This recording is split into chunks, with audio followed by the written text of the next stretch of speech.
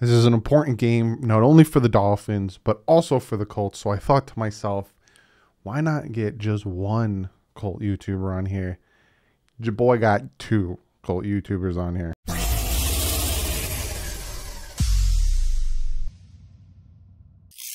What is up, Finn fans? Yes, previewing. I was going to say breaking down and then previewing.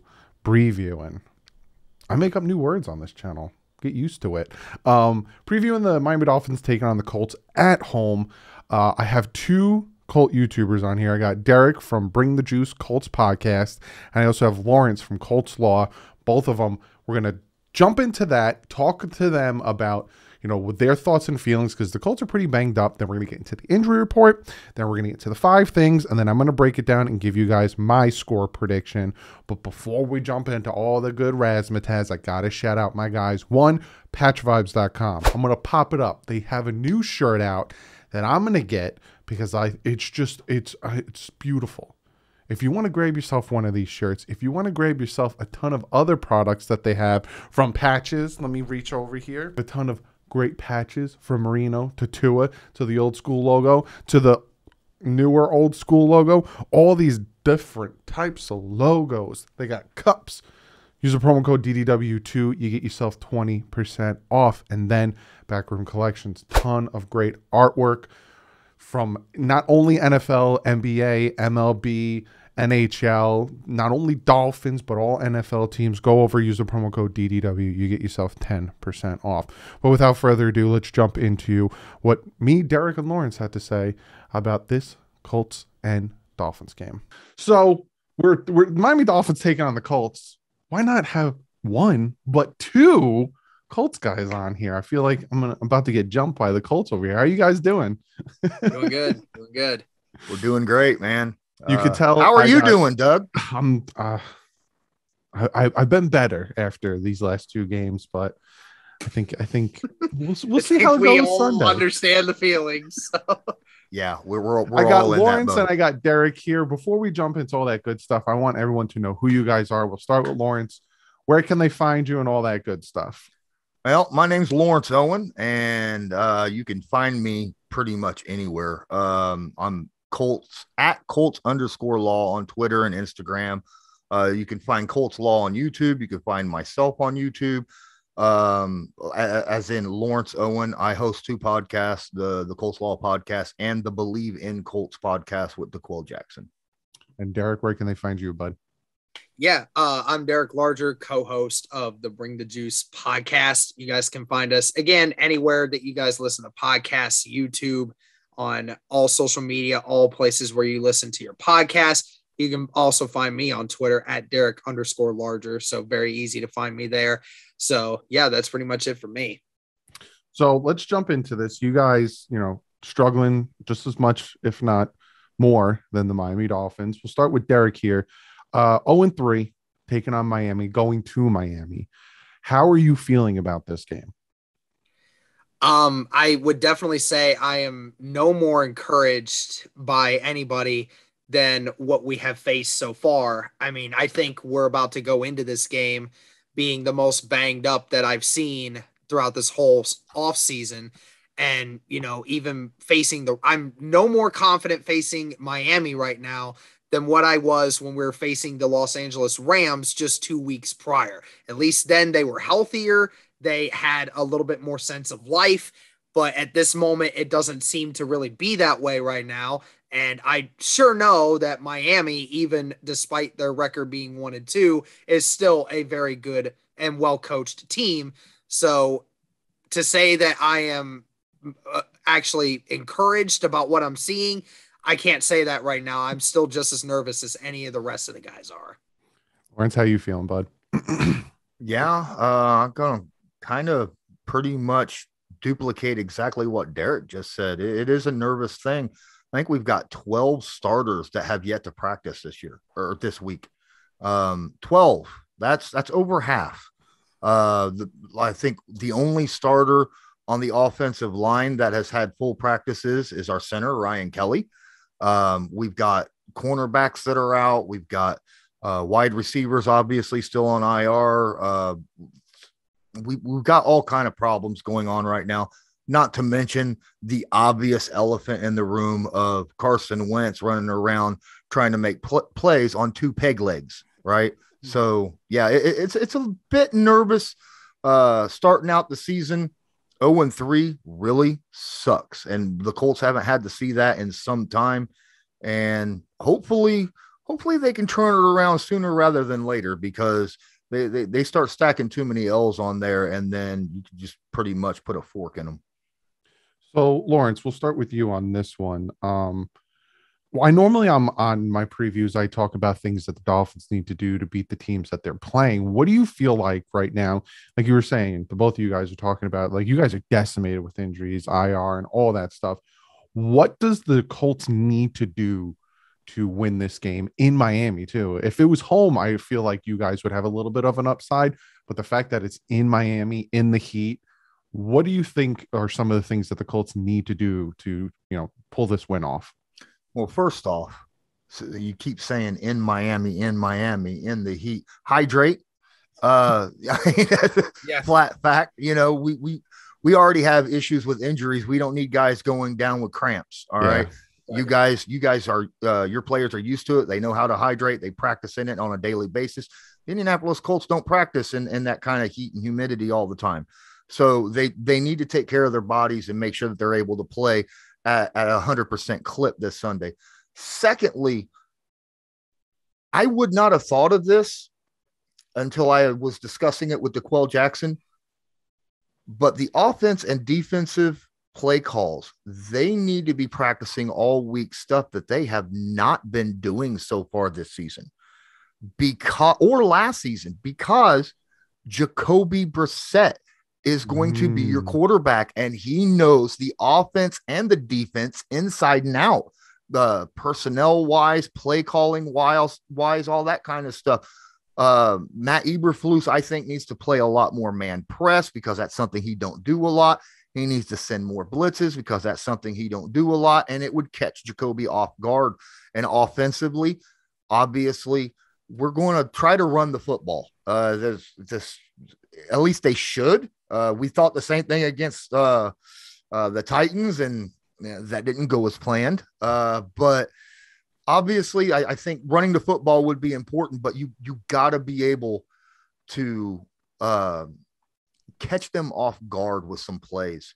The offensive line is going to have to step up once in a while so that Wentz can have a clean pocket to throw downfield, because you do not want this secondary of the Miami Dolphins playing all inside 15 yards from the line of scrimmage, because this is an opportunistic defensive back group, and they will jump routes.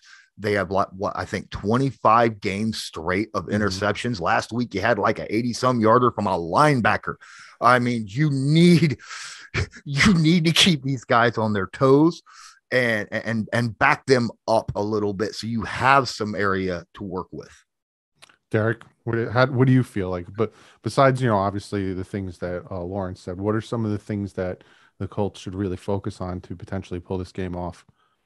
I mean, you can obviously piggyback on quite a bit that Lawrence said there. I mean, first things first, and I've been saying it all week, and I've been saying it ever since I saw the Titans game: run the dang ball. That is the Colts motto, and for some reason, they seem to have just abandoned it. I know their offensive line has been decimated with some injuries. I get that. But that's the Colts motto. And especially right now with Carson Wentz being hobbled, you cannot afford to keep making Carson Wentz throw the ball 40 to 50 times a game. That is not going to win you games. And especially against this team where we know their secondary is going to be opportunistic. So I like what Lawrence said about that. And getting pressure with the defensive line, that has to be the next step, because this defensive line has been very, very bad this season at being able to generate any kind of pass rush with just the front four. The Colts have been able to generate some kind of pass rush with bringing blitzes, but, with the hesitancy of a Matt Eberflus to get away from the zone coverage, despite the fact that we still can't get any pressure on the quarterback, it makes me nervous that if we're going to continue that scheme, then something has to be done with the front four, and somebody on that front four, I don't know who it is, I would hope it's DeForest Buckner, but yet even he hasn't quite awakened that level yet. Needs to step up and say, I'm going to be the enforcer, and it's time that you take me seriously. And something's got to give on that. Yeah, and you talk about running the ball. Dolphins defense isn't too great at stopping the run. You talk about getting pressure. Dolphins offense has given up 10 sacks so far. So those would be, you guys start clicking on that front, and it's going to be a hard game for Miami. Before we get into the score prediction, and before we get into what your final thoughts are on this game, as we're talking and we're talking about Carson Wentz and we're talking about both injured ankles, I want to real quick pick your brains, and we'll start with Derek here on the future of the Colts and specifically the quarterback position. Are you still going to ride with Carson Wentz, or say like this week and maybe even next week, you guys start like 0-4 or whatever? Do you start thinking, all right, maybe we start to look at, drafting a quarterback early? What is your thoughts on the future of the quarterbacks? And we'll start with Derek. I feel that the Colts have been trying for 4 years now to find their permanent solution to a quarterback and have not been able to do it. Some reasons not their own. There's not been some fault with a few of those. Andrew Luck's retirement. Jacoby Brissett obviously was not the guy for the future. Phillip Rivers, you bring him in, that was only going to be a short-term solution. You brought Carson Wentz in thinking you could get a few good years out of him because of bringing him in with his old coach. And I don't think after 3 games of sitting here and defending Carson Wentz, given the situation, he has not been given a fair shot yet at what he could potentially do. I saw it in week 1 and week 2 before he got injured that this was a guy that was not making mistakes, was making good throws, could do something in his offense when it's healthy and when it actually gets some creativity and some thoughtfulness on that offensive game planning. So I think that the Colts are going to continue to ride Carson Wentz as long as they can until they feel the offense has become stagnant on his performance. So far, the offense has not been stagnant because of Carson's performance. It's been more of everyone else's performance and not helping Carson. So I think it's going to be a longer term solution than what some Colts fans, I think, actually want to admit. But, there's obviously still a chance. We don't know about how Carson's going to hold up all throughout the season, but you did bring him in to try to be a long-term solution. I think they're going to keep it that way. What are you thinking, Lawrence? I like a lot of what Derek says, and you'll find that Derek and I do have very similar thoughts in a lot of things. But there is one thing that I do want to bring up, and that is Carson Wentz's injury history, and that's an issue.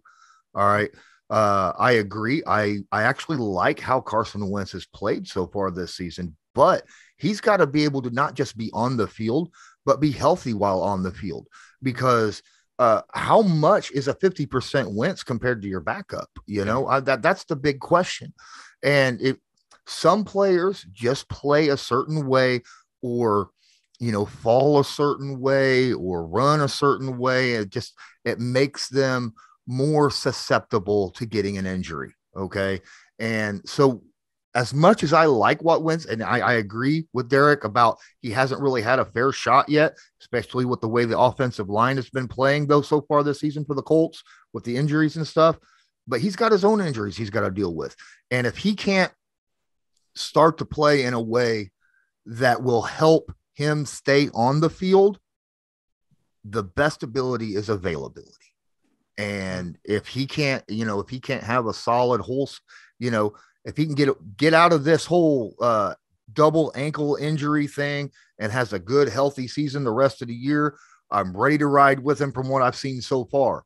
But if we start seeing things trickle around where he's dealing with this or dealing with that, then I think the Colts might be better off looking somewhere else. But, that's to see what happens in the future. We don't really know. His play on the field, it's been, I think, some of the best football we've seen since Andrew Luck. Yeah, and to add on quickly to his point, I mean, to play the way that it would keep him healthy, please start doing what Peyton Manning used to do, where he knew if he was going to get hit, That dude dropped. Yeah. He dropped. Said, look, I'm going to live with the fact that I took the sack. I'm not going to hurt myself and potentially ruin this team's future for simply just a one stupid play where I get 2 yards. Okay. I'm fine with him dropping in the pocket if he knows he's going to get sacked, or throwing it away, or running out of bounds for a 2-yard loss if that reverts to him not getting sacked. I would much prefer that than the alternative of him dealing with an injury all season. Yeah. I mean, that rides right on top of how we got that bad ankle injury in the first place, right? Had that been Peyton Manning and Aaron Donald was breathing down his neck, he would have went down like an instant. He would not have taken off and tried to run away from the best defensive lineman in the NFL when he's got his hands wrapped around you. He would have fell down, been like, I'm done. Well, let's play the next play. I wholeheartedly agree with you guys, because Tua, he's injured. He's got the fractured ribs from the sack he took against Buffalo on a waft of a block, but also he tried to fit that pass in there before tucking it in. So I feel where you guys are coming from. Final thoughts. We're going to start with Lawrence. Who's winning this game and by how much? I think this is going to be one of those games that it's going to be a defensive brawl. I really do believe that. Our defense knows Jacoby Brissett. Brissett knows the defense. Like I said, I think there's going to be, the more and more I think about it, I think there's going to be a lot of chess playing here between Brissett and the Colts play callers. And I think that this is going to be a game that's going to be like a 17-13 game, or a 17-14 game.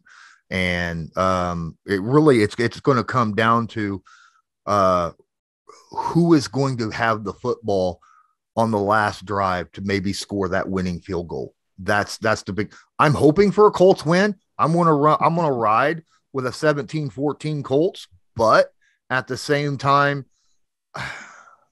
I could see it rolling the other way as well because of the situation there.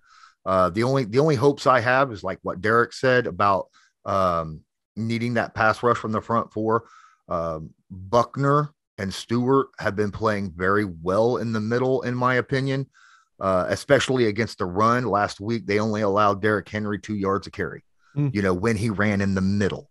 And when he ran outside, it was a different story, but when he ran up the middle, he was only getting 2 yards carry. Buckner was getting pressures, getting hits, quarterback hits. He got a sack, that type of situation. Stewart's doing very well as well.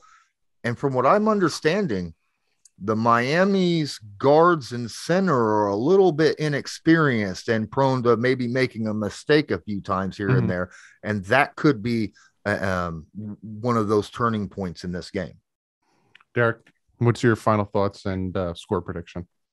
Yeah, I mean, this Colts team needs to start waking up. Ryan Kelly stated after Wednesday's practice that the Colts had one of their most physical practices that he has experienced in his 5 years of now being with this team. So maybe that's a sign that now maybe they're starting to take this thing more seriously, and the fact that they know the situation they're in and that they got to figure it out now. Because like I said at the beginning of the show, I mean, Miami's record does not reflect what this team is. I don't care who the quarterback is. They are a good team. I said 20-17 Colts when I mentioned it before. I think it'll still be a close game. I think the Colts can just sneak this one out, but I'm with Lawrence. I definitely see this going the exact opposite way, just as long as, if Miami does their job as well. So, well, guys, I appreciate you guys coming on, giving me the time, giving my subscribers the opposite end of that spectrum. Guys, if you haven't yet, be sure to go check out both of their YouTube channels. They do some fantastic stuff over there. Guy, thank you so much for stopping by, guys. Absolutely. Appreciate you. Great having not only one, but two Colts YouTubers on. Go check them out, Derek and Lawrence. Go check out their channels and send them some love. But let's jump into this injury report. And again, we'll start with the Dolphins. So Michael Dieter was limited on Wednesday. Yes, today for me, but yesterday for you guys. He did not participate. Jerome Baker was limited. Will Fuller wasn't there on Wednesday, gave us a scare, but then he came back today. And then full participant for Xavier Howard, Byron Jones, and Devontae Parker. But the big one if you look at Indianapolis, they have so many. And the big ones on there, Jack Doyle, Quentin Nelson, Kwity Paye, their rookie, Rocky Sin, Willis, Jonathan Taylor was limited, Carson Wentz with 2 ankle injuries. You know, you got Fisher, you got Woods. They're banged up. Darius Leonard, their linebacker did not participate to limited. The Colts are absolutely banged up. You heard from the guys, Derek and Lawrence, how banged up they are. They are pretty banged up. But let's jump into the 5 things the Dolphins need to do if they want to beat this Colts team. Number 1, they have to stop Taylor. They have to stop Jonathan Taylor. The Colts are probably, with Carson Wentz having such banged up ankles, they probably are not going to want to put a lot on him, and they're probably going to want to run the ball. And the Dolphins gave up over 100 rushing yards to Barber last week. They're probably really going to focus on running Jonathan Taylor. So the Dolphins should really be focused on stopping Jonathan Taylor, making that offense one-dimensional, putting it all on Carson Wentz with his rickety ankles, and trying to get after him. So the first thing on my list is stop Taylor. The second thing is Jacoby Brissett needs to play better. I am super critical of Jacoby Brissett. People like to say, well, why aren't you as critical of Tua? I am. I'm equally as critical. But the thing is, Jacoby Brissett has been playing in the league for way longer. And the mistakes I'm seeing, if you go back and watch the film breakdown, are mistakes that I see rookies make. There's been tons of times where Gesicki was open on the left and he was staring down Fuller on the right. And Fuller's open, but he's like still waiting for him to come downfield more to get him the ball. There's at one point where he had a clean pocket in front of him, and all 5 of the 2 tight ends and the 3 receivers were wide open, and he's pump faking to nobody and just doesn't know what to do. And he needs to play better. So Jacoby Brissett needs to play better. I feel like the biggest stalling of the offense, a little bit on the offensive line and a little bit on Jacoby Brissett, and we need to see a better Jacoby Brissett. Jacoby, listen, man, this is your revenge game. You're going up against the Colts. Come on, play in there. Number 3 on my list, get after Carson Wentz. Again, he has 2 bad ankles. Get after the man, get pressure on him. He's not going to be running a lot. Force him to make mistakes. Force him to throw interceptions. We did it last week against Carr. We got in his face. We got pressure on him. Made him make a stupid throw to Landon Roberts, which ended up being a pick 6 for about 80-something yards. Get after Carson Wentz. Get in his face and have him make mistakes. Don't let him sit in a clean pocket. Don't let him pick us off. Get after him. The number 4 thing the Dolphins need to do, and I normally say run the ball, right? Normally in my previews, I'll pop it up and I'll say run the ball with an exclamation point. This one's different. This one's going to say stick to the run, because for some reason the Dolphins run and they get like a good, I think Gaskin had like 2 big 12-yard carries, or maybe even it was more than that, and they just stopped running the ball, even being up 14-0. They just stopped running the ball. They need to stick to the run. These guys are getting big yards per carry. They need to stick to the run. They need to let our defense rest. They need to eat this clock up, turn the ball, just stick to it. If you're going to run these dink and dunk plays, and if Jacoby Brissett is only going to be focusing on dropping it off to the check down man or the curl routes or the slant routes or any of these things, you might as well just run the ball. Because at least running the ball, the clock keeps going. Whereas if you try to keep throwing these slants, curls, and whatever you want to call them, if they drop them, the clock stops. So run the ball and stick to it. And my 5th and final thing that the Miami Dolphins need to do to beat this Colts team, better play call. Just better play calling all around. Defensively, I would stick with more man. I wouldn't go to zone too much. We seem to get burnt a little too much in the zone. Offensively, just be more aggressive down the field. Stop with these, dink and dunk plays. Stop with the screens at the worst possible time. Stop with a screen play in your own 1-yard line. Stop with plays that Jacoby Brissett isn't comfortable with. You are predicating to Tua, and Tua is really comfortable with, using his accuracy, using his timing to get the ball out. Jacoby Brissett's a different type of quarterback. So maybe what you called for Tua isn't working for Jacoby Brissett. Also, we don't know who's calling the plays. You got Studsville, you got Godsey. What we're hearing is that it is coming down to Fryer, which Charlie Fry, not Fryer, Charlie Fry, which if you guys remember a few weeks ago when I had the Big O show on, he was talking about that the fact that Tua has such a comfortable relationship with Charlie Fry that he can have that connection with him. Well, he's not there anymore. So make it work, because the offense is what's holding this team back. So better play calling. But those are the 5 things I think the Miami Dolphins need to do to beat this Indianapolis Colts team. Looking at this Colts team, they run a ton of zone. And this offense is made to tear up zone, especially with Waddle, especially with Fuller, especially with Grant. And if Albert Wilson's out there, which he's not on the injury report, so if he's a clean scratch, that's going to be interesting. Tear up zone, and that's what the Colts use a lot. They got a banged up pass rush, but we do have to, really focus on Buckner, because he is going to be a torment in the middle, and that tends to happen with, the guards that we have. So, they are banged up with Kwity Paye and some other guys, but don't forget about Buckner. Really have to focus on that. They're throwing against their pass defense. You got the past few weeks have had 75% completion percentage. So we need to take advantage of that. And they are 23rd in offense in the red zone. So looking at all these things, putting all these things together, Jacoby Brissett knows this team.